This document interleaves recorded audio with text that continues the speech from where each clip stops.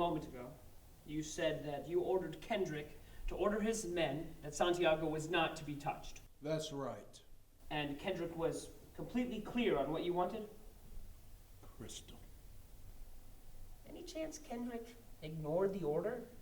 Ignored the order? Any chance he just forgot it? No. Any chance he left your office and said, the old man's wrong? No. And when Kendrick spoke to the platoon and told his men that Santiago was not to be touched, any chance they ignored him? You ever spent time in an infantry unit, son? No, sir. Ever served in the forward area? No, sir. Ever put your life in another man's hands? Ask him to put his in yours?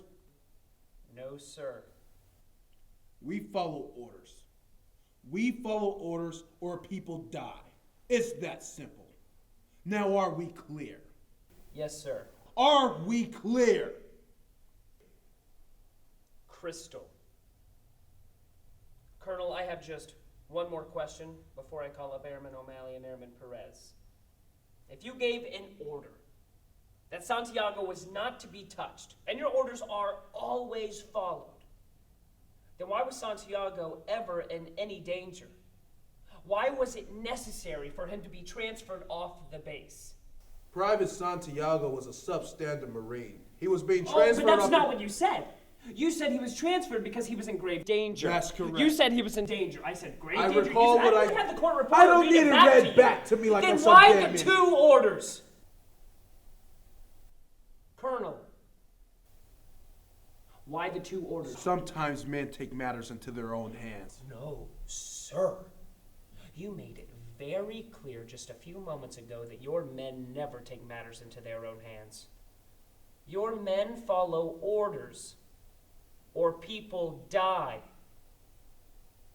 So Santiago should never have been in any danger at all, should he have, Colonel? Little bastard. If Kendrick told his men that Santiago was not to be touched, then why did Santiago have to be transferred? Colonel? Kendrick ordered the code red, didn't he? Because that's what you told him to do. When things went bad, you cut these guys loose. You had Markinson sign phony transfer papers. You doctored the logbook. So I will ask a fourth time. You want answers? I think I'm entitled to them. You want answers? I want the truth. You can't handle the truth. Son, we live in a world where there are walls. And those walls have to be guarded by men with guns. Who's gonna do it? You? You, Lieutenant Weinberg? I have a greater responsibility than you can possibly fathom. You weep for Santiago and you curse the Marines. You have that luxury. You have the luxury of not knowing what I know. That Santiago's death, while tragic, saved lives. And my existence, while grotesque and incomprehensible to you, saves lives. You don't want the truth. Because deep down in places you don't talk about at parties, you want me on that wall. You need me on that wall. We use words like honor, code, loyalty. We use these words as a backbone to a life spent defending something. You use them as a punchline.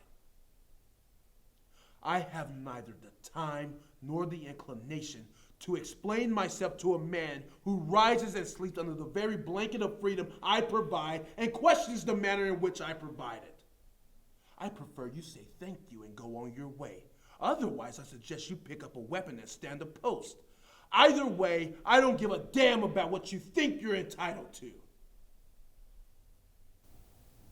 Did you order the code I red? did the job you sent me to do. Did you order the code You're red?